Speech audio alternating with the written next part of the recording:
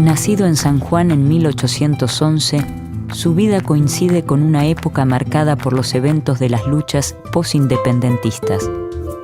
Durante su vida desempeña muchas ocupaciones: periodista y escritor, diplomático, militar y presidente. Tan idealizado como cuestionado, ocupó un lugar trascendental en la historia política y educativa argentina. Domingo Faustino Sarmiento forma parte de una generación para la que la escritura es concebida, sobre todo, como un acto político.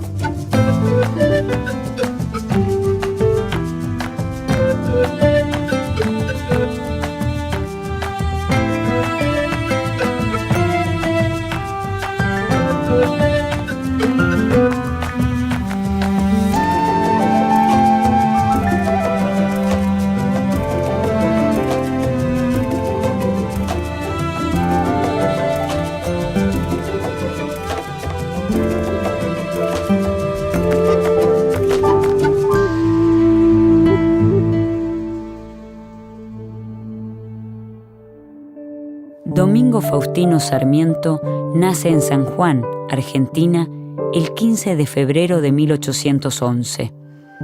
A los 15 años de edad, ejerce su primera participación como docente. En el año 1839, Sarmiento funda el periódico El Sonda. Durante las guerras civiles, se muestra favorable a los unitarios y se declara antirrosista, lo que le vale una larga persecución política. Sarmiento es una figura sumamente polémica, polisémica, imposible de encuadrar en una posición homogénea. Por un lado, es un hombre que construye fuertemente una noción de igualdad, de avanzar hacia la igualdad social, que no es un término frecuente para la época. Y además encarna la noción de progreso, va generando distintas acciones en dimensiones de la sociedad diversas para consolidar una idea de progreso, para que eso tenga efectivamente una materialidad. Pero por otro lado también hay que decir que parte de un diagnóstico demográfico en el cual todo aquello que él entiende como el pueblo, el todos, aquellos destinatarios de la igualdad, destinatarios del progreso, no eran el conjunto completo de la población. Por lo tanto, esos dos elementos, solo como para caracterizar dos, están siempre en tensión en su pensamiento. Fortalecer, desarrollar, construir una noción de progreso, formar una nación y una república, pero lo cierto es que también aquellos que él está pensando como población destinataria, los piensa en términos ideales como una población y es muy reñida, es muy contradictoria con la mirada de los actores sociales concretos que nuestro país tenía en esos años. En 1840 se exilia a Chile. Allí, por su iniciativa, se crea la primera escuela normal de América del Sur. Es una experiencia que lo marca mucho, en la que él también ocupa un lugar muy importante como intelectual y como creando, organizando la escuela normal, y también ahí se pone a inventar muy en concreto cómo es una escuela, cómo debería ser una escuela, ¿no? Cuáles son sus rutinas, cómo organizo un currículum, qué materias se enseñan, con qué materiales, ¿no? La disciplina, la inspección, ¿no? Ahí vemos a Sarmiento hablando de todo, ¿no? Y en este punto, Martín Cohen dice, Sarmiento quería escribirlo todo, y en educación yo creo que se acercó, porque uno mira las obras completas y ve que hablaba de todo. En 1845, Sarmiento comienza a publicar Civilización y Barbarie, vida de Juan Facundo Quiroga, en forma de folletín, en el periódico chileno El Progreso, donde es periodista. Enviado por el gobierno de Chile para observar la organización y los métodos de la instrucción primaria en Europa, inicia un viaje de casi 2 años por el viejo continente y por Estados Unidos. Allí conoce y analiza los sistemas de educación de Suiza, Prusia, España, Alemania, Inglaterra y Francia.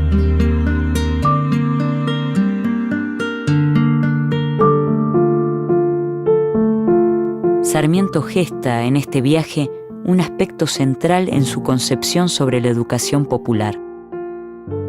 Para Sarmiento, educarse consiste en configurar un nuevo modo de estar en el mundo, de establecer vínculos con el Estado y de habitar el espacio público.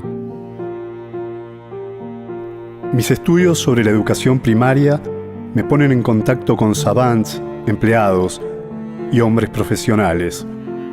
Pero hay otro costado de París que me ha llamado profundamente la atención, y son los placeres públicos y la influencia que ejercen sobre las costumbres de la nación. En Estados Unidos, encuentra las nuevas bases sociales y educativas que no había hallado en Europa. Una cosa sin modelo anterior, una especie de disparate que choca a la primera vista, y no obstante ese disparate inconcebible es grande y noble, sublime a veces, regular siempre. Recorre aquel país en barco y en tren, sorprendiéndose de los adelantos técnicos y culturales del pueblo norteamericano. El secretario de la Junta de Educación del Estado de Massachusetts, Horace Mann, es una figura clave para acercarse a la experiencia americana. Sarmiento lo considera el gran reformador de la educación primaria. La relación que Sarmiento entabla con Horace Mann propicia la incorporación de un grupo de maestras y maestros norteamericanos al frente de las primeras escuelas normales fundadas en Argentina. Estas condiciones lo llevan a Sarmiento a cuestionar los prejuicios sexistas, mostrándose favorable a la inclusión de mujeres en el quehacer público y social. El Facundo ocupa un lugar destacado entre los textos fundacionales de la cultura argentina y latinoamericana. Su escritura representa un esfuerzo por echar luz sobre lo que él llama el drama que agita la vida en el cono sur americano. Sarmiento sintetiza ese drama en el enfrentamiento entre dos polos opuestos y antagónicos, la civilización y la barbarie. Facundo es una expresión literaria muy fuerte, casi aún no propia de la época, y él describe con este tremendo desprecio al gaucho y a su representante, a Facundo, a quien por momentos admira. Es decir, el propio Facundo podría leerse como una admiración de Sarmiento hacia Facundo, no solo como un desprecio. La forma literaria que adopta el Facundo es objeto de diferentes interpretaciones. Uno de sus primeros lectores, Valentín Alsina, escribe a Sarmiento: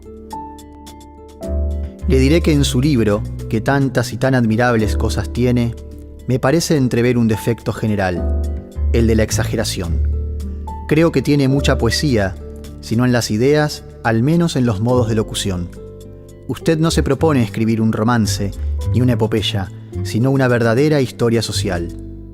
Es la obra más importante de la literatura argentina, ¿no? Hay que leer Facundo.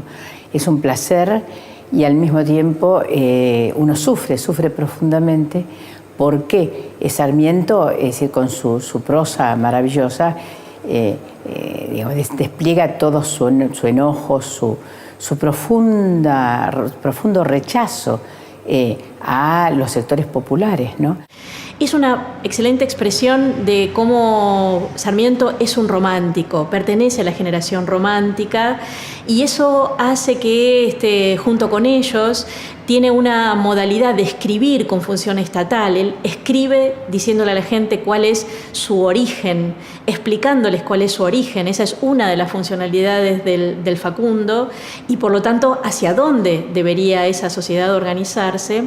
Y todo el tiempo es una manera en la que está diciendo, con miles de metáforas, con una riqueza lingüística notable, que Facundo puede volver. Es esa construcción de lo fantasmagórico como una amenaza, como aquello que puede volver, que está latente, que por lo tanto hay que estar muy atentos, que aún muerto es una enorme amenaza, y por lo tanto toda su propuesta de construcción de instituciones es una manera de evitar que esa amenaza se ponga en acto.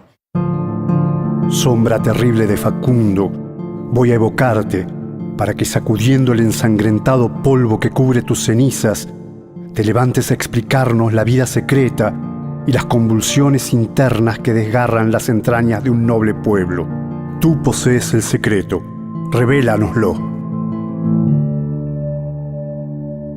A lo largo de la obra, Sarmiento construye un frente a frente dialéctico entre barbarie y civilización, presentándolas como dos formas culturales antagónicas, la americana y la europea.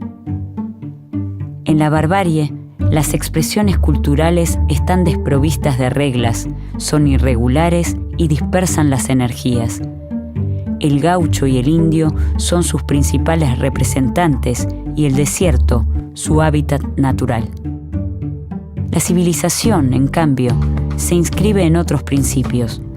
La ciudad con sus escuelas, la ley y sus comercios, el mercado interno con sus reglas, el ferrocarril, los ríos navegables y la industria.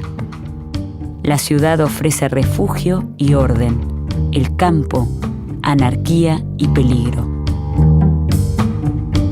Niños sucios y cubiertos de harapos viven como una jauría de perros. Hombres tendidos por el suelo, en la más completa inacción. ¿Dónde colocar la escuela para que asistan a recibir lecciones los niños diseminados a 10 leguas de distancia en todas direcciones? Sarmiento identifica 3 grandes grupos socioculturales diferenciados. Los sectores americanos, conformados por los aborígenes no integrados. Estos sujetos no logran ni siquiera formar parte de la categoría de barbarie y, por lo tanto, están biológica y esencialmente determinados a ser un estorbo para el desarrollo. No hay ninguna forma de redimirlos. Según Sarmiento, la única solución es su exterminio. Los grupos bárbaros están integrados por los sectores rurales, los gauchos, los indios amigos, los sectores urbanos pobres e incultos y los inmigrantes internos. Estos sectores pueden ser redimidos por la acción de la civilización y así se convertirían en participantes del progreso propuesto. Los grupos civilizados, que están integrados por los sectores urbanos cultos y de buena posición, tienen la misión de civilizar a los sectores bárbaros. La organización de un sistema educativo es la estrategia principal que Sarmiento propondrá para civilizar a la barbarie.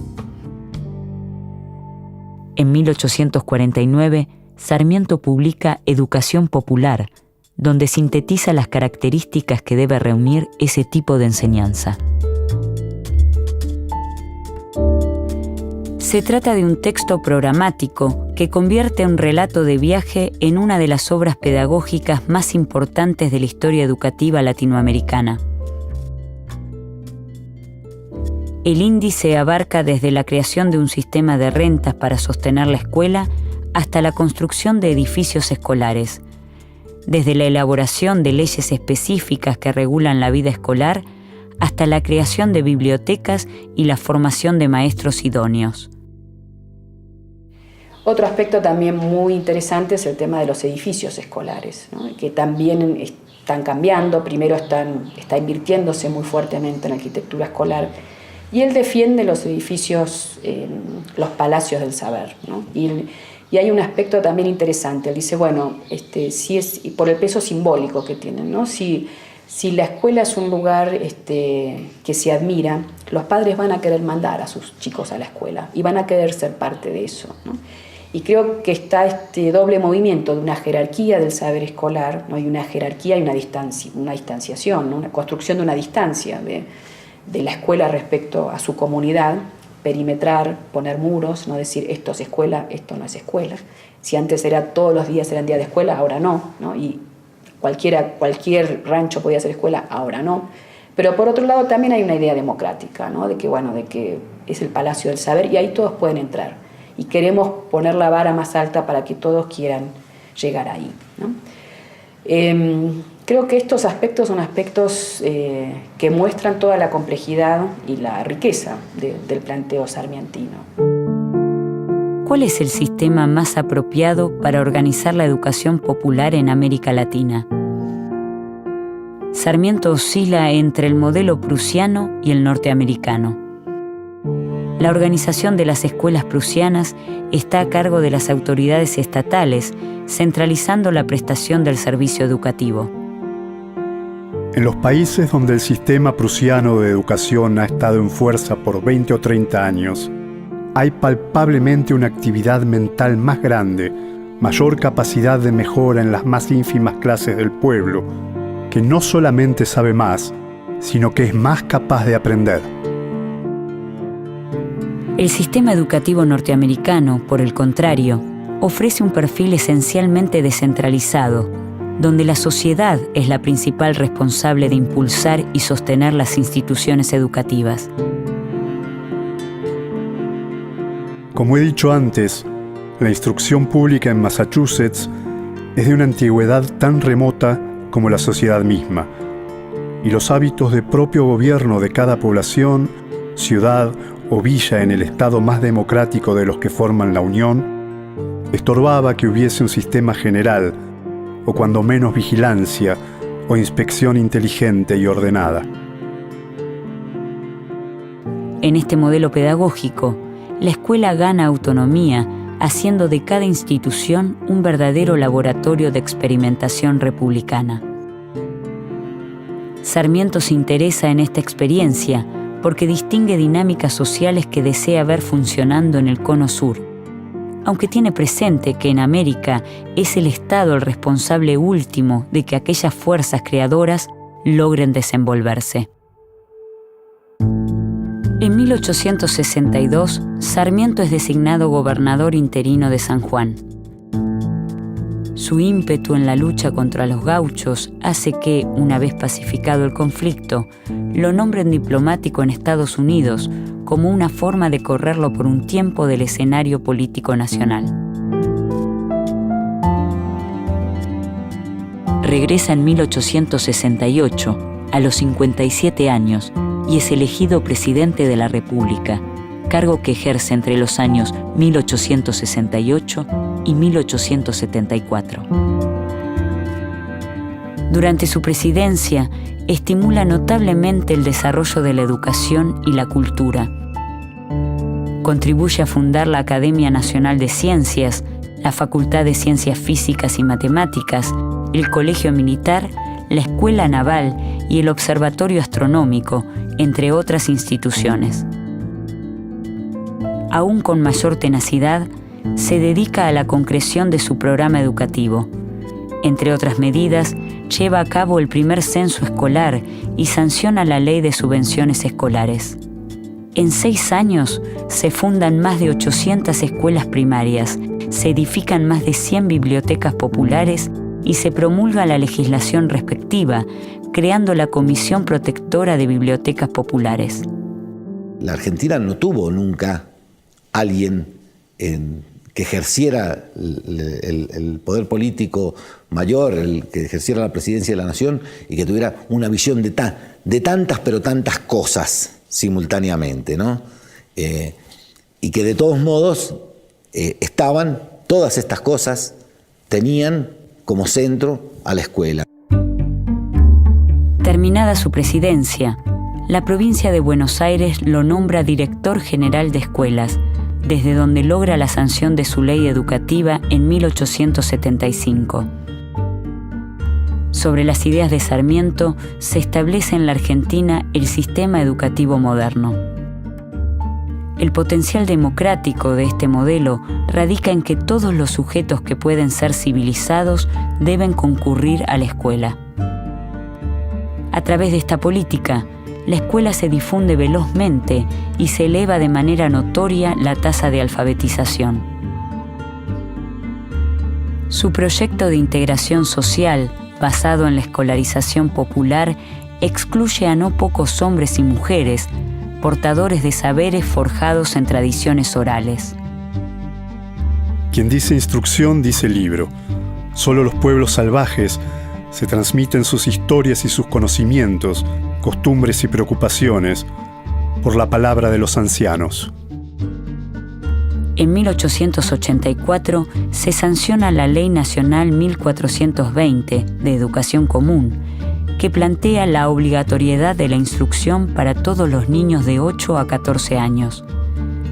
Los contenidos seleccionados son iguales para todos los alumnos y se vinculan directamente a la formación de sujetos políticos y no a lo estrictamente laboral. La postura de Sarmiento por una educación obligatoria, una educación gratuita, esto es muy importante, es todo un tema, ¿no? Que la educación llegue gratuitamente al conjunto y que los ricos, decía Sarmiento, los ricos tienen que pagar no solo por la educación de sus hijos, sino por la del conjunto. O sea, tenía la idea de un impuesto con asignación específica, lo llamaríamos hoy.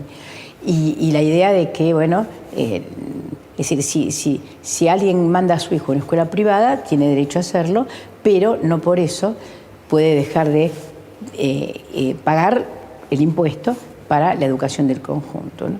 Esto se refleja también en la ley 1420. Ahora, Sarmiento está en el bando laico, laico, no estoy diciendo, recalco, no estoy diciendo antirreligioso ni anticatólico, sino que está en el bando laico, democrático, ¿sí?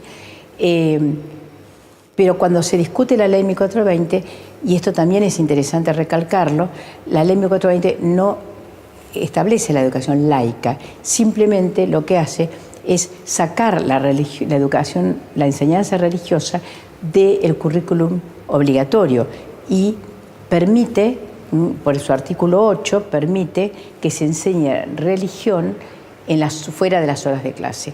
De alguna manera legitima la enseñanza de la religión en la escuela y claramente no aparece la palabra laica. En los últimos años de su vida, sus problemas de salud lo llevan a vivir en Asunción del Paraguay, donde muere el 11 de septiembre de 1888.